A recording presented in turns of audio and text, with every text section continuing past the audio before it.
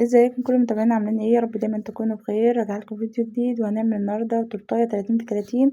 اقولك النهارده هنطلعها من ايه والتكلفه بتاعتها وهنطلعها كمان بكام. اهم حاجه يا بنات، لو انتي اول مره تشوفيني واول مره تشوفي القناه بتاعتي، ياريت تشتركي في القناه كده وتفعلي الجرس على الكل، عشان طبعا كل ما انزل فيديو جديد يوصلك اشعار جديد مني. في ناس كتير سالتني وطبعا كل انا بعمل الشغل ده بنزله عندي على الصفحه او على الجروب. تمام. حتى من قبل ما انزله كمان على القناة عندي، يعني انا مثلا باخد الصور بتاعتي بنزلها عندي على الجروب او على الصفحة. ففي ناس كتير دخلت سألتني وقالت لي ان هم عايزين يعرفوا التبرات دي انا بجيبها ازاي وبجيبها منين وبعملها ازاي يعني. تمام. التبرات دي يا بنات، بس قبل ما انسى، التبرات دي انا بدخل على برنامج اسمه بنترست. تمام. لو دخلت على جوجل بلاي اكتبي بنترست بالعربي او بالانجليزي. تمام. هيظهر قدامك اللي هو حرف البي احمر كده، تكتبي طبعا تبر مشى والدب، مثلا تبر سبايدر مان، تبر اللي هو مثلا حافظة القرآن، تفهمني. فبيظهر بقى كل التبرات كلها، فراشات بقى، قلوب، اي حاجة هتظهر معاكي كل التبرات اللي انت محتاجاها. تمام. بيظهر بقى بمقاسات يعني. فانت بتنزلي الصورة عندك، وبتروحي مثلا اي مكتبة يكون عنده مثلا، قولوا له انا عايزة اطبع الصورة دي، بتبعتها له مثلا على الواتس وكده، تقول انا عايزة اطبع الصورة دي على ورق كوشيه او ورق فوتو. والاحسن يعني ورق فوتو، لان الورق الفوتو بيبقى بصوا سميك شوية وفيه لمعة، زي اللي هو الصورة الفوتوغرافيا، اللي هو الصورة اللي احنا بنتصورها في الاستديو. بيجي مثلا كارت كبير كده، يعني ممكن ما تستخدميش كل الصور كلها اللي في الكارت. خلاص.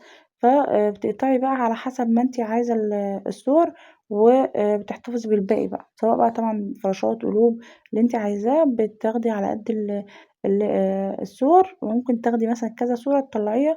هي تقريبا كده، في ناس كتير قالوا لي احنا بنطلعها ب30 و25 وب40، وفي حصلت كمان 50. والله يا بنات انا بطلعها ب6 جنيه تقريبا، اليومين دول ب7 جنيه بس. يعني بعملها في شربين، يعني انا بعملها في شربين في مكتبة كريم تقريبا، هي ورا المستشفى الكبير يعني، او المستشفى العام، اللي طبعا في شربين، او في اللي في اجواء شربين، يعني اللي هم جنب شربين يعني. تمام. بس.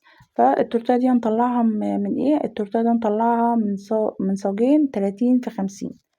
تمام. يعني انا عملت صاجين 30 في 50، هطلع منه التورتة. فالمقادير بتاعتها طبعا هسيبها لكم في صندوق الوصف. 5 بيضات معايا، نص كيلو من دقيق الاسبونش الجاهز، معايا كمان نص كوباية من المية والفانيليا، ومعلقة محسن جل. هضرب ده كله في العجان. مفيش طبعا عندك عجان تقدري تضربي مضرب كهربائي ويطلع معاكي نفس النتيجة، بس اهم حاجة يا بنات يكون المضرب بتاعك يكون القوة بتاعته عالية. خلاص. اول حاجه كده اخدت مقاس، بصوا، التورتايه 30 في 30. انا لما باجي اعمل المقاسات بتاعتي ما بقطعش على 30 في 30، بعمل 28 في 28. ليه بقى؟ لان انا لسه هجلس التورتايه، فلما بجلس التورتايه هتطلع معايا 30 في 30. تمام كده.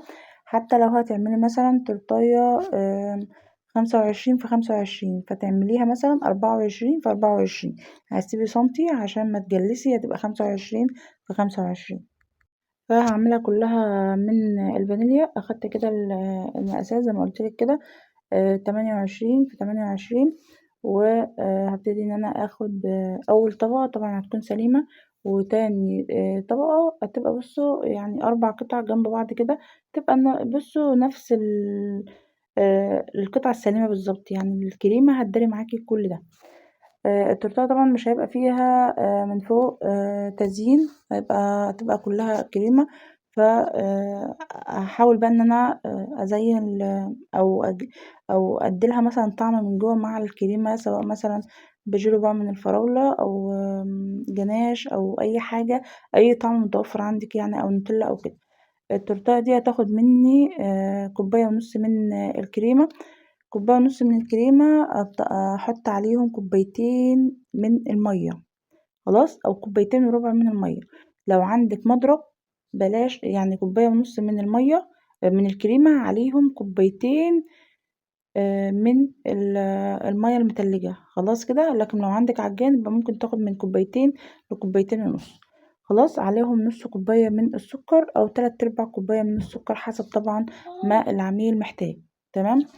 جبت البورد بتاعي وجبت الاسبونج بتاعي، حطيت طبعا كريمة على القاعدة وحطيت أول طبقة زي ما قلتلك. أول طبقة دي بتكون سليمة. وعلى فكرة البورد اللي أنا بشتغل عليه ده 32 في 32، يعني هو مبيبقاش 30 في 30، بيبقى أكبر من 30 في 30. لأن أنا لما باجي مثلا أعمل التورتاية ال25 بعملها على مقاس 28 في 28 البورد. وأنا بحب طبعا أشتغل على التورتاية أو أشتغل على البورد الأكبر من التورتاية، بحيث إن أنا لما أجي أحطها في الكرتونة ما تخبطش في جوانب التورتة، يعني الكرتونة ما تخبطش في جوانب التورتة.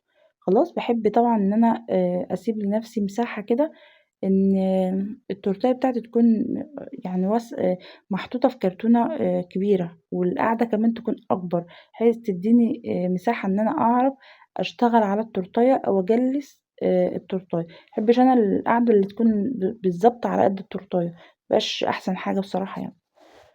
خلاص أنا طبعًا حطيت جيلو من الكراميل، أو مثلًا حسب طبعًا ما هُم حابين يعني الحشو اللي هُم محتاجينه. أنا حطيت جيلو من الكراميل عشان التورتاية ما فيش عليها شغل من برّه، تبقى كريمة بس، فحطيت جيلو كراميل زي ما أنتم شايفين كده. وطبعًا أنتم عارفين بقية الإسبونج أنا هاعمل فيه إيه، هاطلّعه طبعًا طواجن. خلاص أنا ابتديت دلوقتي يا بنات أعمل مثلًا لو جالي تورتاية زي دي باعمل صاجين، أطلّع التورتاية بتاعتي وأطلّع طواجن، لإن الطواجن يوميًا بتكون مطلوبة مني، وحتى لو مش مطلوبة مني بانزّلها عندي على الجروب. صراحة ما بتقعدش معايا ثواني كده وبتكون بُصّوا طايرة. يعني أنا لو عملت 100 طاجن في اليوم بُصّوا الحمد لله بفضل ربنا يعني هيطير يعني، لإن أسعارهم كويسة وفي نفس الوقت حاجة برضُك يعني يعتبر تورتة علبة اللي هي التورت الصغيرة. تمام.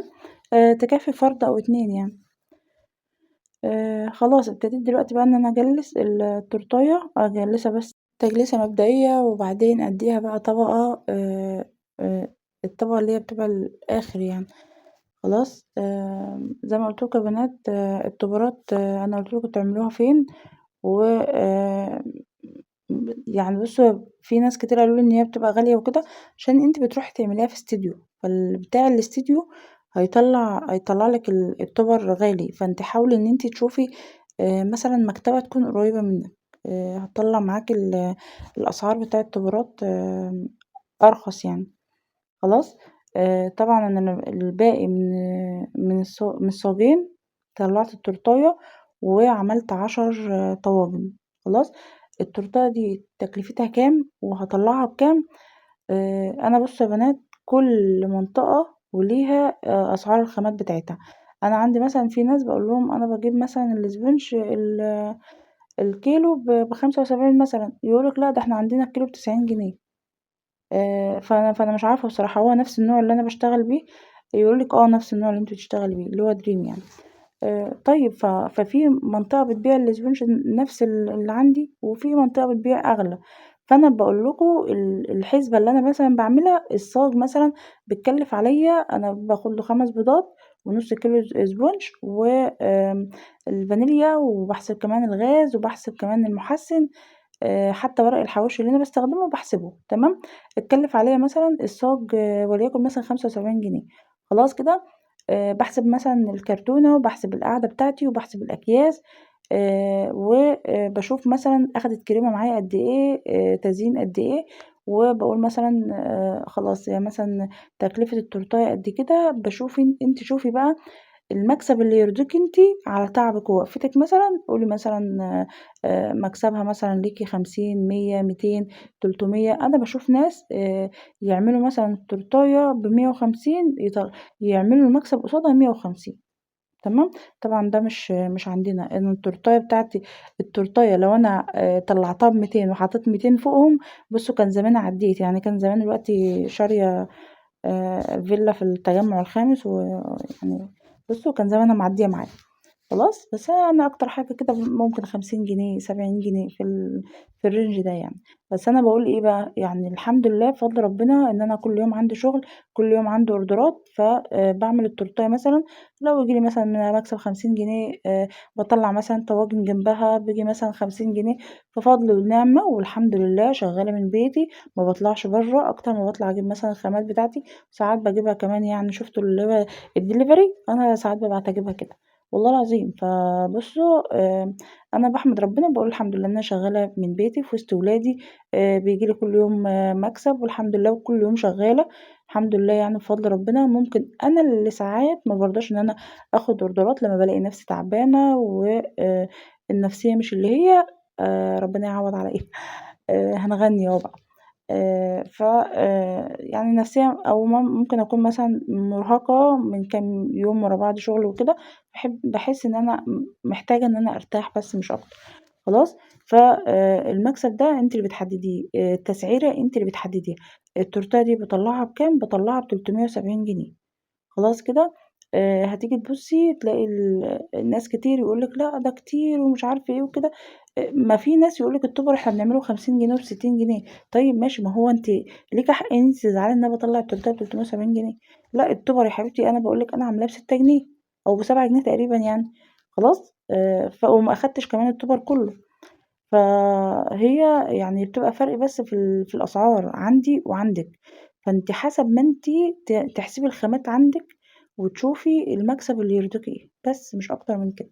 خلاص. أنا ما عليَّ إن أنا بادّيكِ أفكار، ومثلًا لو أنا جايبة خامات والّا حاجة بانزّل لِك أسعارها، إن أنتِ تبقي أنتِ عارفة أنا جايبة الأسعار إزاي ب كام يعني، وفي نفس الوقت باعرّفِك الأماكن اللي أنا جايبة منها. اللي هو مثلًا المكان اللي أنا باجيب منه الشغل بتاعي والخامات، والمكان اللي أنا باجيب منه مثلًا الكراتين والأكياس والطواجن والحاجات اللي أنا باشتغل بيها، بس. وبادّيكِ فكرة تزيين معيّنة، لو حابة إن أنتِ مثلًا تاخدي فكرة، بس كده. لكن أنا مش باقول لِك مثلًا أنا بايعاها ب370 تروحي جري تاخديها 370. طب ما يمكن تكوني أنتِ في مكان أحلى من المكان اللي أنا فيه، فتبيعيها ب400 جنيه، تبيعيها ب500 جنيه، في ناس بتبيع المقاس ده ب500 جنيه وب600 جنيه. يعني أنا والله باسمع، بُصّوا أسعار، أنا ساعة ما باسمع الأسعار دي بيجيني جنون، بس أنا ما أقدرش أزوّد أكتر من كده، المنطقة اللي أنا فيها هي اللي حاكمة عليَّ بكده، وخاماتي اللي أنا باجيبها هي اللي حاكمة عليَّ بكده. خلاص. ف زي ما قُلت لِك كده، إحنا طلّعنا التورتاية ب370 والطواجن طلع معايا 10 طواجن، طلّعت الطاجن ب20، كده أصبح الطواجن بتاعتي طلّعتها ب200 جنيه والحمد لله بفضل ونعمة، راضيين طبعًا باللي ربنا كاتبه لنا. وده التورتاية بتاعتي، وده كان الفيديو بتاعي النهارده. أترككم بقى في رعاية الله، أشوفكم في فيديو جديد إن شاء الله.